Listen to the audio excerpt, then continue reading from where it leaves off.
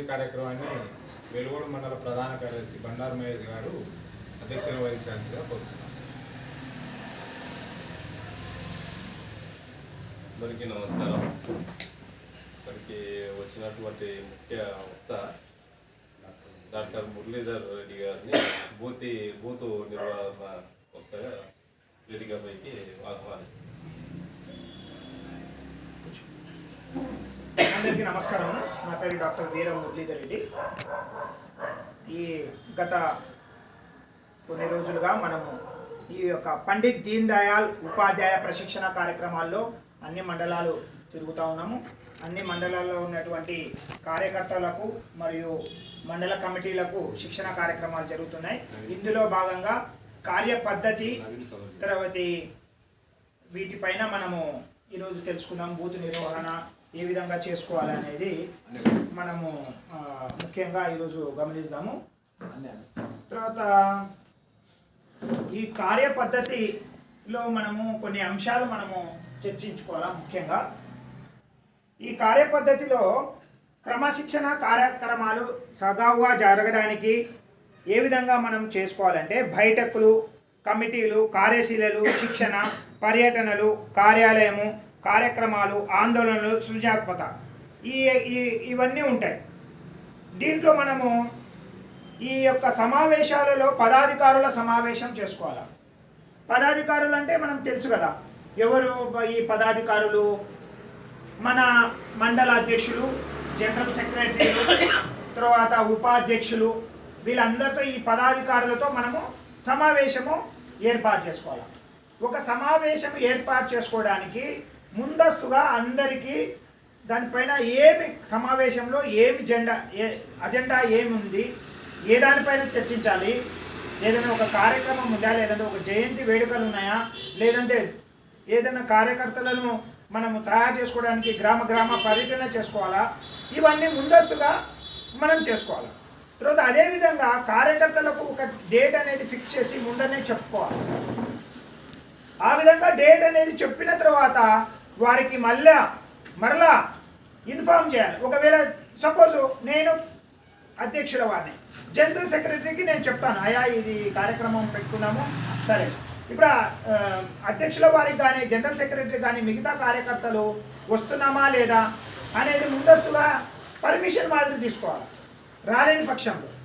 ఎందుకంటే రాకపోతే ఊకి ఎవరంతా వాళ్ళు రాకపోతే, ఎవరు మీటింగ్ రాకపోతే ఏం లాభం లేదు. మన అంత వ్యయప్రయాసాలు కూర్చుకొని మీటింగ్ ఏర్పాటు చేసుకొని ఏదైనా కార్యక్రమం అనుకుంటే ఈ విధంగా మనము ముందుకెళ్ళాలి. ఈ సమావేశాలను మనం పకడ్బందీగా విర్చువల్ సమావేశాలు కూడా చేసుకోవచ్చు. అంటే ఇప్పుడు వాట్సాప్లో గూగుల్ మీట్స్ ఉన్నాయి. వాట్సాప్ కాల్ తెలుసు కదా మీకు.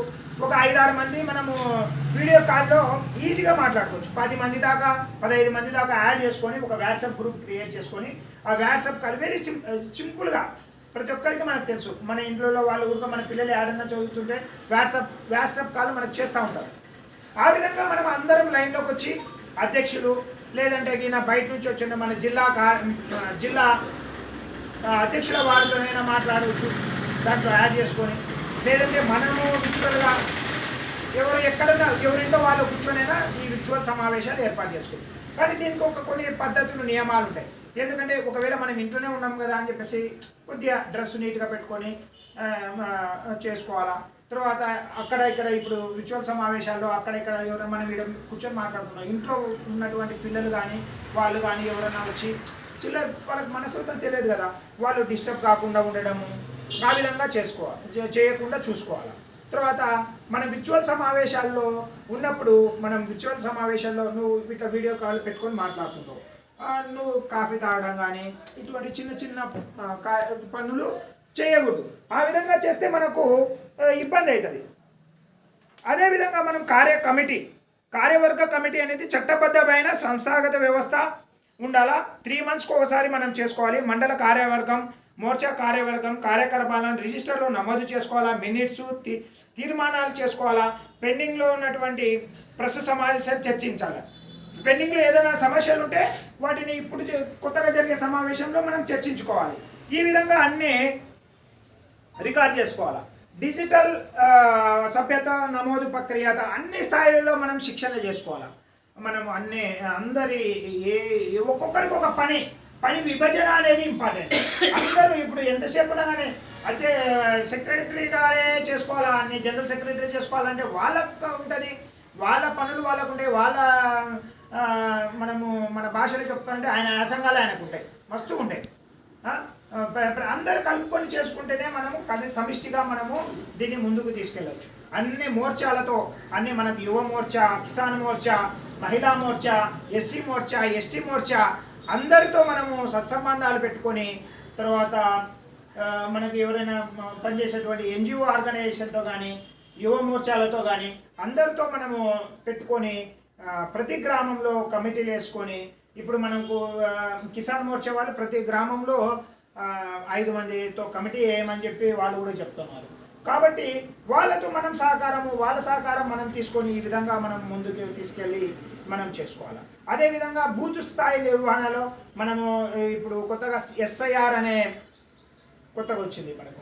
ఇది ఏం లేదు అంటే 2-3 రకాలైనటువంటి ఏవైతే ఉన్నాయో పేర్లు అంటే ఇప్పుడు కొందరు ఏం చేస్తారంటే వాళ్ళ ఉద్దేశపూర్వకంగా 2 ప్లేసెస్లో ఎక్కించుకుంటారు. వాళ్ళ ఓటు హక్కును రెండు దగ్గర ఎక్కించుకుంటారు. ఒకటి గ్రామంలో ఉంటుంది, ఇంకొకటి జిల్లా స్థాయిలో కానీ లేదంటే అసెంబ్లీ స్థాయిలో కానీ ఉంటుంది. వాళ్ళు ఏం చేస్తారంటే తెలివిగా వాళ్ళ మనిషి ఇక్కడ గ్రామంలో ఉన్నప్పుడు ఆ ఓటు యూజ్ చేసుకుంటారు, మళ్ళా అక్కడ మండల స్థాయిలోనన్నా జిల్లా స్థాయిలో కానీ అక్కడ యూజ్ చేసుకుంటారు. అంటే 2 రకాలుగా లబ్ధి పొందుతున్నారు వాళ్ళు.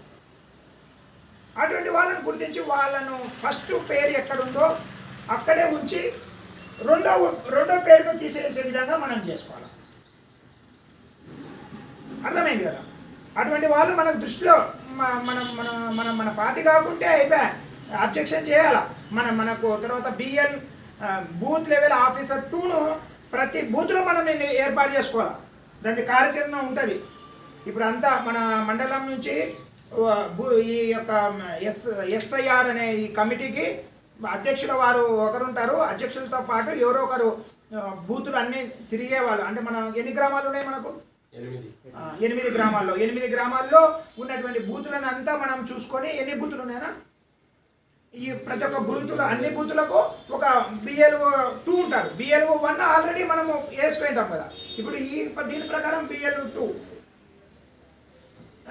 2ను ఈ విధంగా మనము సంస్థాగతంగా ఎప్పుడైతే మనం పార్టీని మనం ఈ విధంగా ఇవన్నీ ట్రైన్ అయిపోయి మనకు అన్నీ ఏ పని పార్టీ విభజన చేసుకొని మనం చేసుకుంటే తప్ప మనకు మంచి గుర్తింపు వస్తుంది. పార్టీకి గుర్తింపు ఎప్పుడు వస్తుందో ఈ కండువాకు ఎప్పుడైతే మనం వేసుకున్నటువంటి కండువాకు ఎప్పుడు మనం దాని విలువ అనేది మీకు కనిపిస్తుంది. మనం పని చేయాలి. అక్కడ పోతే మీకు ఉంటుంది, అందరు రెస్పెక్ట్ ఉంటుంది. అప్పుడు మనం పని చేస్తే అప్పుడు సపోజ్ మన రాజశేఖర రెడ్డి అన్న కానీ ఎవరైనా కానీ వాళ్ళకని నాగేశ్వరరావు అంటే కానీ ఎవరికైనా కానీ ఆ గుర్తింపు అనేది వస్తుంది. కాబట్టి మీరు అందరూ కలిసిమెట్టుగా పని చేయాలని చెప్పేసి కోరుకుంటూ తర్వాత ఇన్ని రకాల కార్యక్రమాలతో పాటు తర్వాత మనము పార్టీ వ్యవస్థాపక దినోత్సవం వస్తుంది. జెండా కార్యక్రమం బాగా మన ఏప్రిల్ 6వ తారీఖు మన ఊరు మన జెండా కార్యక్రమంలో మనం అంతా పాల్గొనాలా. తర్వాత ఏప్రిల్ 11వ తారీఖు మహాత్మా జ్యోతిరావు పూలే దినోత్సవము. తర్వాత అదేవిధంగా మన అంబేద్కర్ గారి జయంతి ఉత్సవాలు 14వ తారీఖు. అదేవిధంగా జూన్ 23 శ్యామ్ ప్రసాద్ ముఖర్జీ గారి. ఇటువంటి అన్ని కార్యక్రమాలలో అందరినీ కలుపుకొని పోయి ముఖ్యమైన కార్యక్రమాల్లో మనం చేసుకుంటూ పోతే పార్టీ బలోపేత దిశగా తీసుకురావచ్చు.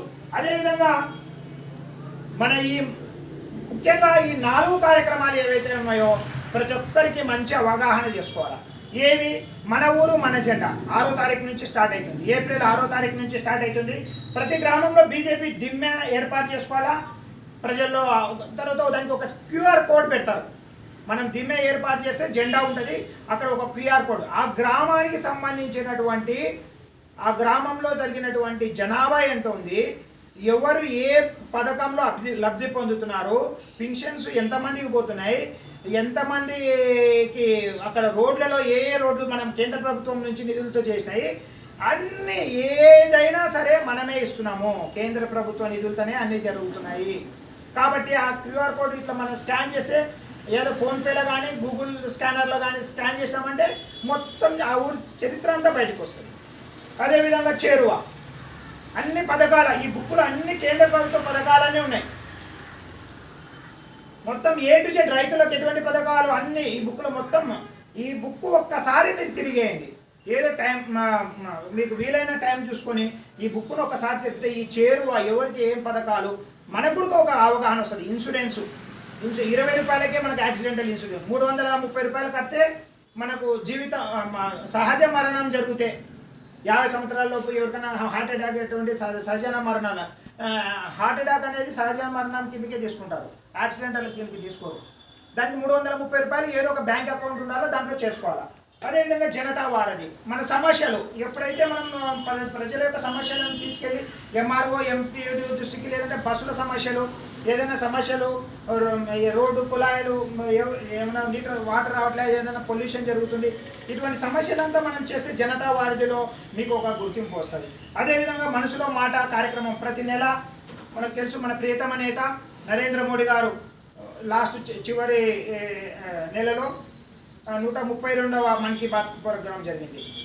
దీంట్లో మన మహానేత ప్రపంచ దేశాలంతా మోడీ జపం చేస్తున్నాయి. అటువంటి నేతను మనము మన ప్రజల్లో కూడా ఎవరు మోడీ ఆయననే అన్ని పథకాలు ఇస్తున్నాయని చెప్పేసి తీసుకురావడము, ఇవన్నీ మనం చేసుకుంటే గిన ఈ విధంగా మనం అన్ని ముందుకెళ్ళొచ్చు.